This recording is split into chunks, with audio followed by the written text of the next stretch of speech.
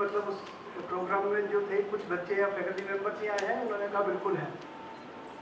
तो मैंने एक स्लोगन, आपको याद है नहीं, मैं जरूर आपसे पूछना चाहूँगा, जिस भी इंस्टीट्यूशन में जा रहा हूँ इस स्लोगन को जरूर पूछता रहता हूँ, बच्चे या फैकल्टी मेंबर भूल तो नहीं गए? All is well. ठीक है, अपन ने इसको चेंज किया था। मैंने आपको, ये तो आमिर खान ने कहा है, पीएम भारद्वाज ने जो आपको स्लोगन दिया, all is possible. All is possible. क्या इतने धीरे से बोल रहे हो? अभी अभी नाश्ता किया। All is possible, all is possible. Thank you, thank you. देखिए एक चीज, इसको कौन, संजीव जी इसको कौन चार जगह जैसे CMD रहा, I was CMD in Instrumentation Limited, then CMD in Hindustan Salt, Samar Salt, MD Reel, which is a very Ratna company. तो मैंने देखा कि sustainable development and that also resource management, ये चीज़ें इतनी इम्पोर्टेंट है कि ये जो बात कर रहे हैं वो लोग साधु संत से कम नहीं हो सकते। ये बात संत ही कर सकते हैं, साधु ही कर सकते हैं। क्योंकि लास्ट टाइम जब मैं आया था, मैंने आपको साधु और संतों की डेफिनेशन दी थी। संत का मतलब समाज में शेष, समाज में आदर्श, भगवान से जुड़ा हुआ ज्ञान का भंडार, जिसके कथनी करनी में फर्क नहीं है, जो मन से निर्मल है, दूसरे के दुख में दुखी और दूसरे के सुख में सुखी है, वो संत है। संत का मतलब आशा राम या निर्मल बाबा नहीं है, ये दोनों संत नहीं है। तो संत का मतलब समाज में शेष, समाज में आदर्श, भगवान से जुड़ा हुआ ज्ञान का भंडार, जिसके कथनी करनी में फर्क नहीं, दूसरे के दुख में दुखी, सुख में सुखी, वो संत है।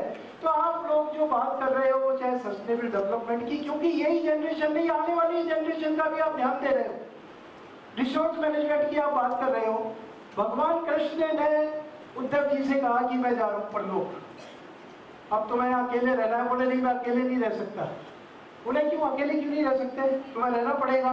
बोले नहीं साहब, आपके बिगड़ तो मैंने सोचा ही नहीं, कभी जीवन मेरा आपके बिगड़ भी रहेगा, तो मैं तो आपके साथ ही रहूंगा। बोले भैया तू, मुझे तेरी पावर ही नहीं है कि तू मुझे रोक ले, जो आया सो गया, यहाँ से छोड़ के थोड़ा ठिकाना मुझे जाना ही पड़ेगा।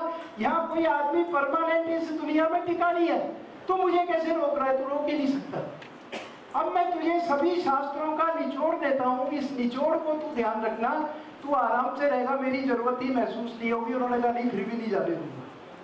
तो उन्हें एक और सुविधा देता हूँ, आंखों में आंसू भर के जब भी मुझे याद करेगा मैं आ जाऊंगा। अब उन्होंने फिर हैवी हार्ट एक्सेप्ट किया कि यार, एक तो ये है कि ये कह रहे हैं कि शास्त्रों का निचोड़ दे रहे हैं, जो कि बहुत तगड़ा जूस है, पावरफुल निचोड़ मिल रहा है मुझे, और एक ये कह रहे हैं कि जब भी आंखों में आंसू, आंसू तो आ ही जाएंगे, तकलीफ होगी तो ये मुझे जो है फिर प्रकट हो जाएंगे। तो उन्होंने कहा आप पहले शास्त्रों का निचोड़ दो। तो उन्होंने निचोड़ दिया, जान बेजान में मुझे देख, मुझे मान के उनकी सेवा कर, सेवा करते टाइम मेरा स्मरण कर, फल की चिंता मत कर, जो फल मिले मुझे अर्पित कर दे। तो उद्धव जी ने कहा साहब ये जान तो समझ में है, बेजान का मतलब क्या है?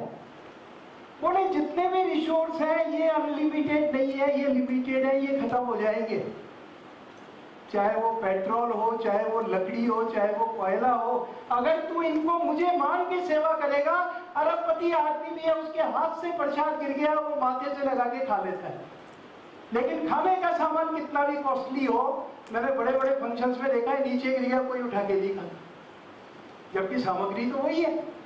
तो उन्होंने कहा कि जितने भी रिसोर्स हैं ये अनलिमिटेड नहीं है, इन रिसोर्सेस को बहुत सोच समझ के इनका यूज करना, मुझे मान के यूज करना, ये उन्होंने शिक्षा दी। तो अगर रिसोर्स मैनेजमेंट की हम बात कर रहे हैं तो हमारे शास्त्रों में भी लिखा हुआ है कि ये लिमिटेड है, अनलिमिटेड नहीं है। इनकी बात जरूर होनी ही चाहिए। इनकी बात अगर हम नहीं करेंगे तो really will be in trouble, हम खुद भी ट्रबल में आ जाएंगे। आज आप देखें किसान जो है बहुत सारे आत्महत्या कर रहे हैं, क्यों कर रहे हैं? पानी हमने निकाल लिया, ग्राउंड वाटर लेवल इतना नीचे चला गया, उनको पानी नहीं मिल रहा, जबकि पानी काफी जगह हम वेस्ट कर रहे हैं, नल लीक कर रहे हैं या ज्यादा यूज कर रहे हैं, जितना रिक्वायरमेंट है उससे ज्यादा रिसोर्स को यूज कर रहे हैं, और वो जो है उनको उनकी जो फसल, जो उनकी रोजी रोटी वही खत्म हो रही है। तो रिसोर्स को ढंग से यूज करना, इसके बारे में चर्चा करना और आगे वाली आने वाली जनरेशन को ध्यान में रखना, ये तो रियली बहुत जरूरी है। अगर हम पावर की भी बात करें, हम दूसरा देखें कि हमारा एनवायरनमेंट है, इसको भी खराब नहीं करें, हम रिसोर्स को ढंग से यूज करें, पावर भी ऐसी जनरेट करें जिससे कि पॉल्यूशन ज्यादा नहीं बढ़े, तो वो भी हम नहीं कर पा रहे हैं। हम थर्मल पावर, आज हमारे देश में जितना भी पावर स्टेशन लगे हुए 80% आर थर्मल, जिसमें pollution control maximum, pollution maximum है। ग्रीन गैस इमिशन मैक्सिमम है, तो वहाँ भी हमें जो है ध्यान रखना है। पावर का आप देखें, विलासिता की निशानी हो गई, शादियाँ हो रही है साउथ में, तो शादी जो है वो दिन में कर रहे हैं, हमारे यहाँ रात को शादियाँ हो रही है नॉर्थ में। कितनी लाइटें हम बर्बाद कर रहे हैं, फ्लड लाइट लगा रहे हैं, कितने हम दिखा रहे हैं भाई इतना बड़ा आदमी देखो इसकी यहाँ शादी हो रही है, जबकि पावर स्टेशन लगाना कितना कॉस्टली काम है, इनपुट्स मिल नहीं रहे, कोयला खत्म हो गया, दुनिया भर की गैस खत्म होती जा रही है, लेकिन हम उन रिसोर्सेज का बिल्कुल ही ध्यान नहीं दे रहे। तो इस तरह का अगर सब्जेक्ट है उसके ऊपर रियली चर्चा करना बहुत जरूरी है। अब मुझे जो टाइम दिया था भाई हाफ एन आवर में आपको, तो देखिए मैं टेलर ही दिखा पाऊंगा आपको, क्योंकि कुछ वीडियोस भी मुझे आपको छोटे छोटे दिखाने हैं, मैं हल्का से ही बोल पाऊंगा, लेकिन कभी अगर डिटेल में सेशंस होंगे तो मैं जरूर आपके बीच में आकर के डिटेल के अंदर भी इन सब्जेक्ट्स पे बोलूंगा। तो बैकग्राउंड मैंने आपको बताया, एक 5M इसके अंदर थ्योरी है जो कि इस सब्जेक्ट से रिलेटेड, जो कि बहुत जरूरी है डिस्कस करना। 5 जो इंपॉर्टेंट है, man, material, machine, method, money. इसमें भी अगर देखें तो सबसे इंपॉर्टेंट जो है दैट इज द मैन। अगर ह्यूमन रिसोर्स, मैन पावर को अगर आप मैनेज कर लें, मैं डायरेक्टर HR भी रहा कई कंपनियों में, तो मैंने देखा अगर ह्यूमन रिसोर्स को आपने मैनेज कर लिया तो बाकी चीजें वो सब मैनेज कर लेगा, और अगर हैंड को मैनेज नहीं किया तो बाकी चीजों में भी आपको बहुत ज्यादा दिक्कतें आएंगी। अब जो मैन है उसमें आपको क्या करना है, उनकी प्रोडक्टिविटी भी बढ़ानी है, कैसे बढ़ाए, मोटिवेट भी रखना है, इंस्पायर भी करना है, इसके अलावा स्किल डेवलपमेंट पे भी ध्यान देना है उनके। अगर स्किल्ड मैन पावर नहीं हुई तो भी बहुत ज़्यादा प्रॉब्लम आएगी। आजकल तो ये भी नहीं हालत है कि मंकीज को, जानवरों को स्किल डेवलपमेंट कर रहे हैं, तो सबसे जो बढ़िया योनि है वो तो इंसान की योनि है, तो उनका तो स्किल डेवलपमेंट होना ही चाहिए, जो कि आपका भी एक सब्जेक्ट है और रियली बहुत ही इंपॉर्टेंट सब्जेक्ट पे आप लोग चर्चा कर रहे हैं। मटेरियल है, मटेरियल जो भी है, जैसे कंपनीज में हमने देखा कि इनपुट मटेरियल आ रहा है उसको टेस्ट करो, गार्बेज इन गार्बेज आउट, तो सबसे पहले टेस्टिंग चालू होती है, जो कोई मटेरियल खरीदा वहीं से टेस्टिंग चालू होनी चाहिए। फिर जब प्रोसेस में आप बना रहे हैं, इन पार्ट इन प्रोसेस उसकी टेस्टिंग करो, और फाइनल आउटपुट जो जा रहा है उसकी भी टेस्टिंग होनी चाहिए। तो टेस्टिंग जो है वो भी स्टेज पे, हर स्टेज पे, चाहे वो मटेरियल आ रहा है, चाहे बन रहा है, चाहे जा रहा है, हर स्टेज पे मटेरियल की टेस्टिंग होनी चाहिए। और material management is very very important management, क्योंकि ये सब जो रिसोर्सेज है ये स्केयर है, तो इनका मैनेजमेंट भी बहुत ही ढंग के आदमी को लगा। I also headed material management department in few organisations. I have seen कि ये बहुत ही जिम्मेवारी का काम है, और एक जो परचेज मैनेजर है उसकी ड्यूटीज इतनी ज़्यादा इंपॉर्टेंट ड्यूटीज है जिसकी कुछ हद नहीं है। तो ये मटेरियल भी जो है इस रिसोर्स का भी बहुत ज़्यादा ध्यान रखना चाहिए। मशीन्स हैं, रिफाइंड लेवल की मशीन हो, उनका मेंटेनेंस आप ढंग से करें, रूटीन मेंटेनेंस भी करें, shutdown maintenance, breakdown maintenance, जो भी मेंटेनेंस है मशीन से रिलेटेड। मशीन का सिलेक्शन, काम की मशीन ही खरीदें जितनी कैपेसिटी की चाहिए, वो चीज़ें भी बहुत ज़रूरी है। लेटेस्ट मेथड्स, जिससे कि आपका प्रोडक्ट आज की डेट में, आज बैड्स मार्केट सिनेरियो में आपका प्रोडक्ट बहुत अच्छा निकले, उसके लिए जरूरी है कि मेथड भी जो बेस्ट अवेलेबल है मार्केट में उसका सिलेक्शन। अब आया सवाल मनी, पैसे की हम बात करें तो पैसा तो यह है कि उसका रिटर्न ऑफ इन्वेस्टमेंट किस तरह से आ रहा है, जो आप कब वो पैसा वापस, उसका जो मूलधन लगाए कब वापस निकलेगा। मनी ऐसा नहीं, ये भी अनलिमिटेड नहीं है, कितना ही बड़ा आदमी हो लेकिन मनी भी लिमिटेड है, तो उस रिसोर्स को भी बहुत ढंग से, वो फाइनेंशियल रिसोर्स को भी ढंग से यूज करे। अब आया 4 essential component of human development paradigm. Productivity, हर आदमी को इक्वल चांस मिला है प्रोडक्टिव होने के लिए, उसकी प्रोडक्टिविटी हाई लेवल की होनी चाहिए आज के जमाने में। Post globalisation, privatisation, liberalisation, over and above bads market scenario. आज ऐसे CMD में इंस्ट्रूमेंटेशन लिमिटेड या MD रेल जो मिनी रत्ना कंपनी है उसमें अपने रूम में बैठता था, 3-3, 4-4 AC लगे हुए, बड़ा रूम ठंडा भी पता लगा, टेम्परेचर भी 20-22 पे रखा हुआ है, लेकिन गर्मी अंदर से, गर्मी निकल के बाहर। क्या दिक्कत है? इतना कंपटीशन है कि अगर हम प्रोडक्टिविटी नहीं बढ़ाएंगे तो कैसे मार्केट में सस्टेन करेंगे। प्रोडक्टिविटी कैसे बढ़ाएं? अपने लोगों को मोटिवेटेड रखें, इंस्पायर होने चाहिए लोग बाग, उनका स्किल डेवलपमेंट होना चाहिए, उनको पूरे ध्यान से डेवलप करें, उनकी हर चीज़ का सुविधाओं का ध्यान रखें, तभी जाके वो प्रोडक्टिव होंगे। इक्विटी ये नहीं कि हमने कोई इकोनॉमिक बेसिस पर या पॉलिटिकल बेसिस पर जो भी फैसिलिटी है वो लोगों को बराबर लेवल पे नहीं दी, उनको इक्वल चांस मिलना चाहिए। पॉलिटिकल या इकोनॉमिक बेसिस पे कभी भी चांस कम ज़्यादा नहीं करनी चाहिए, ये भी जरूरी है। अगर सस्टेनेबिलिटी की बात करें, हम ये सोचें कि भाई आज हमारा जो है आज हम ही आराम से रह जाए, और उसमें डेवलपमेंट के अंदर हम इस तरह की प्रॉब्लम करते हैं कि अभी इतनी ग्रीन गैसेस दुनिया भर की चीज़ें हैं, मतलब पॉल्यूशन को कंट्रोल नहीं करें, और आने वाली जनरेशन के लिए जो नेचुरल रिसोर्स है वो बचे। तो डेवलपमेंट तो हो, डेवलपमेंट ये नहीं करे कि आप जो है आगे की जनरेशन का ध्यान रख के अभी डेवलपमेंट ही रोक, तो डेवलपमेंट तो करो, पर ऐसी रिसर्च करो, ऐसा तरीका निकालो कि डेवलपमेंट सस्टेनेबल हो, आने वाली जनरेशन को भी दिक्कत नहीं है और हमारी जो जनरेशन है इसको भी दिक्कत नहीं है। तो ये भी पॉइंट जो है बहुत जरूरी है। Empowerment not only for the people but by the people.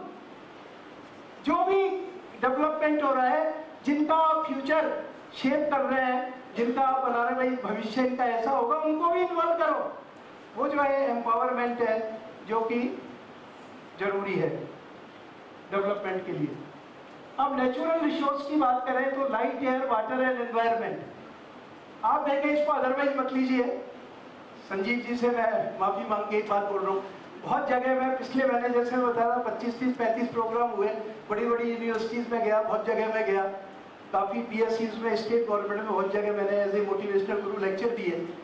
जहाँ भी मैं गया हूँ, बाहर सूरज की लाइट को एक भी जगह यूज नहीं कर रहे थे। नेचुरल लाइट सब जगह बाहर की बाहर रह गई, अंदर AC चल रहा है, अंदर लाइट चल रही है पूरी। तो आप देखें कि मैं अदरवाइज नहीं कह रहा, 42 के लिए तो मैं कहूँगा ये है। अभी मैंने ऊपर बोला है, सुराना साहब मेरे मित्र हैं, वहाँ बैठे थे, मैंने कहा इतना तगड़ा ये 42 काम कर रहे हैं, तो शिक्षा का फील्ड और वो भी वुमेन एजुकेशन, इससे बड़ा एक बार जोरदार ताली जरा इस ग्रुप के लिए। ये तो बहुत बढ़िया काम कर रहे हैं, लेकिन आप देखें कि लाइट, अब लाइट जो है यहाँ पर सब बाहर लाइट है। इस टाइम इंस्ट्रूमेंटेशन लिमिटेड जब फैक्ट्री बनी, उस टाइम रशियंस के कंट्रोल में थी। उन्होंने जो छत बनाई वो इस तरह बनाई, किलोमीटर्स में कॉलोनी और फैक्ट्री है। राष्ट्रपति ने विजिट किया, जीप में विजिट करते टाइम उनको 1 घंटा लग गया पूरी फैक्ट्री देखने में। जीप के अंदर बीबी गिरी जी वहाँ आए थे, बहुत तारीफ करके उस फैक्ट्री की। उसमें लाइट, पूरी लाइट, दिन भर कोई लाइट जलाने की जरूरत नहीं है। सूरज की लाइट, अगर बरसात नहीं हो, अगर क्लाउडी मौसम नहीं हो, तो सूरज की लाइट से काम चलता है। तो ये जो चीज है, ये लाइट, हम लाइट देखें, बाहर लाइट है, फिर भी हम रात की बातों तो लगे, हम दिन में लाइट जला के बैठे। जबकि आज बात ये कि थर्मल पावर स्टेशन लगाए, मान लीजिए 5 रुपए, 4.5, 5 रुपए वाट, या 5 करोड़ रुपए पर मेगावाट खर्चा हो रहा है। सोलर में 6 करोड़ हो रहा है, हाइड्रो का अलग फिगर है। प्लस इनके इनपुट से जो, जैसे थर्मल, सोलर की एफिशिएंसी कम है, थर्मल अगर आप लगाते हैं उसके लिए कोयला ही नहीं मिल पा रहा। और जबकि लाइट का वेस्टेज भी बहुत हो रहा है, तो जो नेचुरल लाइट है उसको हम इस रिसोर्स को पूरा यूज करने की कोशिश करें, ना कि हम जो लाइट है वो अपनी जला करके और प्रॉब्लम पैदा करें। ये हर जगह हो रहा है। एयर है, एयर जो है उसको पॉल्यूशन का ध्यान नहीं रख करके एयर बना रहा है, दुनिया भर की प्रॉब्लम एयर के अंदर हमने खुद ने क्रिएट की, फिर एयर कंडीशनिंग कर रहे हैं उसके बाद। तो एयर का भी ध्यान रखें, पॉल्यूशन हम नहीं बढ़ाएं, ग्रीन गैस इमिशन नहीं बढ़ाएं। अभी कई बात भी वैज्ञानिक कहते हैं हम ढूंढ रहे हैं कोई प्लेनेट मिल जाए रहने के लिए बढ़िया। बोले साहब एक मिल गया, बोले क्या दिक्कत है, फिर वहां भी लोगों को भेजना चालू करें। बोले चालू तो करो, पर यह है कि दिन के अंदर टेम्परेचर रहता है वहां पर 100 और रात को -100 हो जाता है। ग्रेविटेशनल फोर्स, ये आदमी उछलेगा वहां जाके। तो पृथ्वी के जितना तो कन्वीनियंट कोई जगह ही नहीं है। जो यहाँ की कंडीशन है, उस कंडीशन के अंदर अगर हम पॉल्यूशन कर करके इसको ना रहने लायक जगह बना देंगे तो गलती तो हमारी है। तो वो भी हमें जो है ध्यान रखना पड़ेगा। वाटर, जैसा मैंने कहा, इतना दोहन कर लिया पानी का कि आज किसानों को आत्महत्या करनी पड़ रही है। और भी रीजन होंगे, लेकिन पानी का भी एक बहुत इंपॉर्टेंट रीजन है। और आप देखें काफी ऐसे सिटी है जहाँ टैंकों से पानी आ रहा है, या पानी की जो सप्लाई है आप देखें वो कुछ घंटों के लिए ही आ पा रही है। तो कई घरों में नल चमकते रहते हैं जब पानी आता है, या पानी का जितना 1 बाल्टी पानी से नहा सकते हैं 10 बाल्टी पानी से नहा रहे हैं। तो ये भी जो नेचुरल रिसोर्स है इसको भी बहुत ज्यादा ध्यान से हम यूज करें, ये बहुत जरूरी है। एनवायरनमेंट जैसा मैंने कहा, चाहे वो पावर जनरेशन की बात हो, बिल्डिंग बनाने की बात हो या फैक्ट्री चलाने की बात हो, मैं यहाँ चीफ एडवाइजर भी हूँ आज की डेट में एम्प्लॉयर